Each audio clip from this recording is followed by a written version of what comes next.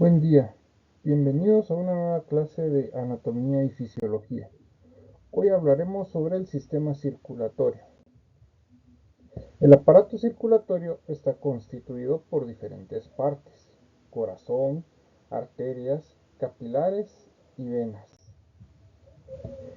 Este sistema se integra con el corazón, que se encarga de bombear la sangre a dos circuitos: un circuito pulmonar que lleva la sangre a los pulmones y fuera de estos, y un circuito sistémico que distribuye la sangre a todos los órganos y tejidos del cuerpo y fuera de ellos. El corazón está encargado de bombear la sangre hacia el sistema arterial. Las arterias conducen y distribuyen la sangre a través de ramas cada vez más finas hasta formar la red de capilares. Los capilares son vasos de un calibre muy fino que permiten el intercambio de gases, de nutrientes y metabolitos entre la sangre y los tejidos. Las venas se originan en la red capilar y llevan la sangre de retorno al corazón. Hablemos un poco de histología del sistema circulatorio. Las paredes de los vasos sanguíneos están constituidas por tres capas: una capa túnica íntima, una capa túnica media y una capa túnica adventicia. Van a variar un poco dichas paredes en su proporción o en su presencia, depende si estamos hablando de una vena, de una arteria o de un capilar. Por lo general los capilares van a ser mucho más delgados y solo van a tener una capa de epitelio. En las venas vamos a tener también esa capa epitelial cubierta por la túnica íntima, una túnica media y una túnica adventicia, tanto en las venas como en las arterias. La túnica íntima va a estar compuesta de un solo revestimiento de células endoteliales escamosas, o sea, es un epitelio escamoso simple, y van a estar aplanadas formando un tubo que recubre la luz del vaso.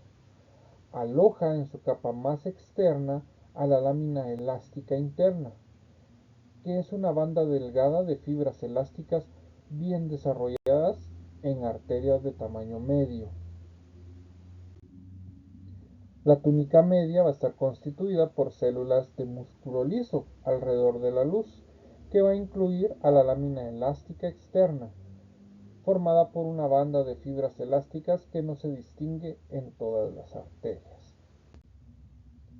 La túnica adventicia va a estar formada por tejido conjuntivo o conectivo, que va a ser fibroelástico, dispuesto en sentido longitudinal. En esta imagen podemos ver las diferencias entre cada una de las túnicas, tanto de una arteria como de una vena. Vemos que la túnica íntima arterial va a ser mucho más grande, así como la túnica media arterial en comparación con la túnica media de una vena. Esto es sobre todo importante porque en la túnica media de la arteria vamos a tener un recubrimiento de músculo liso, lo que va a dar no solo esa función de elasticidad, sino que va a permitir a la arteria poder contraerse y de esta manera servir o tener un sistema que va a servir a controlar la presión arterial. Hablemos de las capas del corazón. Después de haber hablado de este sistema que lleva la sangre hacia el corazón y desde el corazón, hablemos desde el punto de vista de la histología del corazón. El corazón va a estar compuesto por tres capas: un endocardio, un miocardio y el epicardio. El endocardio va a ser la capa más interna. Se continúa con la túnica íntima de los vasos sanguíneos, o sea, es una continuación de la túnica íntima.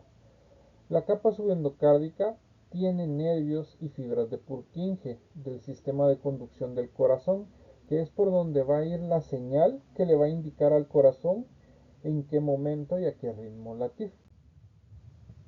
El miocardio va a ser una capa media, gruesa del corazón, que va a estar compuesta por los cardiomiocitos, o sea, las células de músculo cardíaco, que van a ser las encargadas de la contracción del corazón. El epicardio va a ser la capa más externa de la pared del corazón y va a representar la continuidad de la túnica adventicia, tanto de las arterias como de las venas. También se le llama capa visceral del pericardio, compuesta por un epitelio simple escamoso que lo vamos a conocer como mesotelio. Tiene los vasos coronarios, que son los vasos que nutren al corazón. Aquí también pasan los nervios y los ganglios y también se almacena grasa.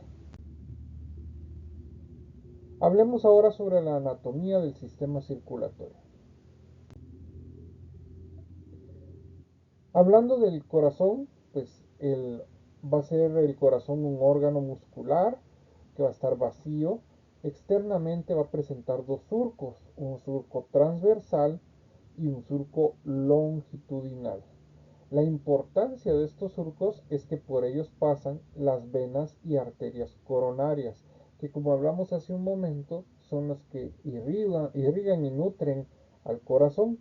Y es aquí donde se dan las principales enfermedades isquémicas cardíacas al obstruirse el flujo de estos vasos. Entonces, en esta imagen podemos ver el corazón, en la imagen de la izquierda, el corazón visto de frente y cómo vemos el recorrido de la arteria coronaria derecha y la arteria coronaria izquierda. Esta a su vez se va a dividir en una arteria interventricular anterior y una rama circunfleja. Vemos la imagen de la derecha en la cual se nota de una mejor manera la ramificación de la arteria coronaria izquierda, donde se divide en esta rama circunfleja de la coronaria izquierda que va a nutrir la parte posterior del corazón. Así como vemos la arteria coronaria derecha también irriga parte de la cara posterior del corazón. Aquí vemos otra imagen tanto de la arteria coronaria derecha como la izquierda y sus distintas ramificaciones. Esto es importante, como les comentaba, para conocer a la hora de haber un infarto a qué nivel o en qué punto de cada una de estas arterias va a haber una obstrucción o cuál va a ser la arteria comprometida. Y en base a eso, pues vamos a poder llegar a la definición de un tratamiento, si es quirúrgico, si es la colocación de un stent o es tratamiento netamente médico. Bueno, el corazón va a estar dividido en dos. Vamos a tener un corazón izquierdo y un corazón derecho. Pero internamente el corazón va a estar dividido en cuatro cavidades. Dos aurículas, que van a ser de paredes finas, y dos ventrículos que van a tener paredes más gruesas. El ventrículo izquierdo, por lo general, va a tener paredes más gruesas o voluminosas que el ventrículo derecho. En esta imagen pues podemos ver claramente eh, aurícula y ventrículo derecho en color azul y aurícula y ventrículo izquierdo en color rojo. A la aurícula derecha van a llegar dos venas cavas. Estas van a recabar la sangre tanto de la parte superior como inferior del cuerpo. A la aurícula izquierda van a llegar cuatro venas pulmonares que, como su nombre lo indica, van a proceder de los pulmones. Del ventrículo derecho va a salir la arteria pulmonar y del ventrículo izquierdo va a salir la arteria aorta. Entre la aurícula derecha y el ventrículo derecho vamos a tener la válvula tricúspide. Entre la aurícula izquierda y el ventrículo izquierdo vamos a tener la válvula mitral o bicúspide. No hay conexión entre el lado izquierdo y el lado derecho del corazón. Esto es sumamente importante porque cuando nosotros estamos en el vientre de nuestra madre, sí que hay una conexión entre ambos ventrículos, pero eh, esta conexión se va a cerrar posterior a que nosotros nacemos. Si esta conexión no se cerrase después del nacimiento, podría desencadenar en cardiopatías importantes de las que hablaremos más adelante.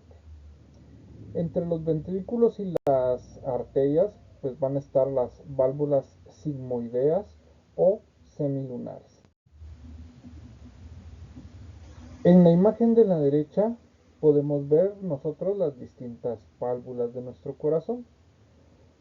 Enfoquémonos en el corazón derecho.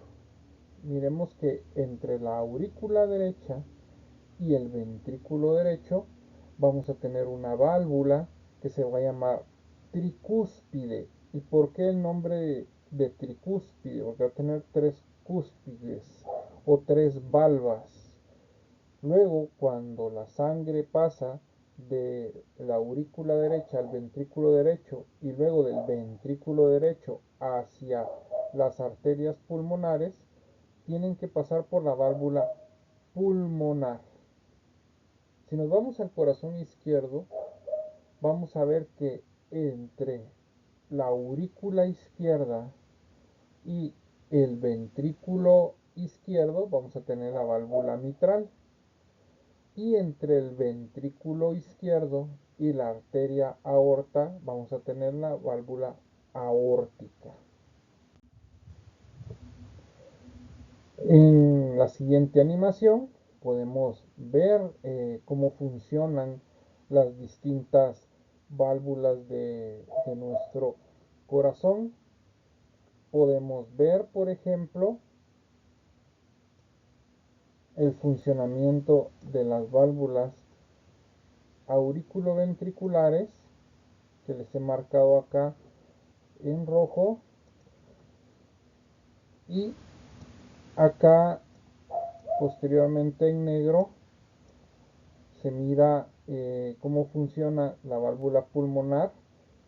Aquí viene la aorta, queda atrás la aorta, por lo cual no podemos ver su funcionamiento, pero es similar que el funcionamiento de la válvula pulmonar. Y vemos tanto el funcionamiento de la válvula tricúspide como de la válvula mitral, que son las válvulas auriculoventriculares. Ahora hablemos un poco sobre las vías de administración intravenosa, tanto periférica como central. Esto es sumamente importante para el estudiante de enfermería, ya que esta es una de las principales funciones o tareas que tiene el profesional de la enfermería, sobre todo en medicina crítica, donde debemos encontrar vías para tener un acceso vascular adecuado y eficiente. Y sobre todo cuando hablamos de accesos vasculares periféricos y centrales. Entonces, muchas veces nosotros pues vemos las distintas venas que puede tener una persona, que son pues bien fáciles de ubicar en algunos individuos, pero un ejemplo en individuos obesos o que están hipotensos puede ser difícil de ubicarlas. Entonces, muchas veces eso dificulta tanto por el tejido adiposo o en el caso de los recién nacidos que no se miran muy bien sus vasitos sanguíneos, dificultan la labor de poder eh, administrar medicamentos por vía intravenosa a la hora de poner una vía periférica sobre todo. Entonces, ¿cómo vamos a hacer la administración de medicamentos? Vamos a buscar, por lo menos en la vía periférica, vamos a identificar la vía más distal posible. ¿Por qué razón? porque recordemos de que las venas van a trasladar la sangre de lo más distal a lo más proximal. Y si empezamos nosotros a puncionar los vasos sanguíneos distalmente, vamos a reducir el riesgo de producir una lesión en el vaso sanguíneo que impida un flujo adecuado de sangre, como si lo hiciéramos de forma proximal. De preferencia no canalizaremos en miembros inferiores, esto sobre todo por el riesgo de infección. Entonces en nuestra mano, la forma más distal de buscar vasos sanguíneos, vamos a tener las venas dorsales metacarpianas, que tienen la ventaja de que dañan mínimamente el árbol vascular, pero permiten diámetros menores de catéteres. Van a limitar el movimiento de la mano y pueden variar el flujo según la posición de la mano. O sea, el flujo del medicamento o solución que vayamos a administrar pues puede estar mediado por la postura. Esta es una muy buena vía cuando la vamos a utilizar para administración de medicamentos únicamente. No la estamos utilizando en pacientes en los cuales necesitamos vías de mayor calibre para flujos más grandes de líquidos, como un paciente en estado de choque, en el cual deberíamos utilizar pues, venas más proximales o de un calibre mayor. Eh, en algunos casos, pues limita la movilidad y la independencia del paciente, sobre todo si el paciente es diestro, tomar en cuenta eso a la hora de canalizar la vía, y si el paciente es diestro, pues canalizar la mano izquierda. La vena radial y cubital, pues es una posición muy cómoda para el paciente a la hora que los canalizamos, ya que no limita su movimiento, no limita el movimiento de la mano, eh, no va a interferir la postura de la articulación de la muñeca, va a garantizar un flujo constante, podemos usar angiocats de mayor calibre, pero tenemos la desventaja que causa un mayor daño al mapa venoso del miembro superior, por lo que puede limitar futuros accesos para poder funcionar. Tenemos la vena basílica y cefálica medias, admite mayores diámetros de catéter para su canalización. La canalización es más fácil. Aquí hay que tener mucho cuidado porque recordemos que tenemos el área de flexión del brazo, ¿verdad? Entonces si ponemos o canalizamos en esta área, pues limitamos la movilidad del paciente, ya que si flexiona el brazo, pues perdemos el flujo de lo que estemos administrando al paciente. También presenta un daño importante al árbol vascular y además, pues como mencionábamos, puede variar mucho el flujo. Esta es una buena área de punción, sobre todo en momentos de emergencia. Tenemos un paciente que está en estado de choque, necesitamos una vía periférica, la necesitamos rápido, el paciente en este momento está inmóvil o inconsciente, entonces podría ser una muy buena opción a corto plazo para encontrar una vía rápida, para poder asegurar ese acceso vascular rápido. También podemos tener un acceso mediante la vena yugular externa. Este no es un acceso aconsejable debido por una parte a lo frágil de este vaso y por otra a su complicada progresión hacia la vena cava a causa de la tendencia de desviarse a venas superficiales y la presencia de válvulas venosas. Entonces no va a ser nuestra primera opción. Y por lo general este tipo de accesos vasculares yugulares deben ser colocados por personal con experiencia y con entrenamiento previo. Pueden usarse además, sobre todo en niños pequeños, las venas epicraneales. El problema es la incomodidad, el dolor que puede provocar canalizar en la cabecita de un niño, pero en algunos casos, como en los casos de es con deshidratación extrema, pues podría ser una opción, aunque los calibres que podemos usar en AngioCAT van a estar bastante limitados a calibres muy pequeños. En casos de estricta urgencia, pues podríamos usar el arco venoso pediodorsal, pero el inconveniente de canalizar a este nivel es la alta incidencia de infecciones, porque es un área que se mantiene por lo general cubierta, húmeda, puede haber proliferación de bacterias y hongos, el hecho también de que disminuimos la movilidad del pie al poner un acceso vascular a ese nivel. También existen los accesos venosos centrales. Estos accesos venosos deben ser colocados por personal con entrenamiento previo sobre las técnicas adecuadas de cada uno de ellos, pero es importante que ustedes los conozcan y sepan sobre la importancia que es cuidar estos accesos venosos y cómo utilizarlos.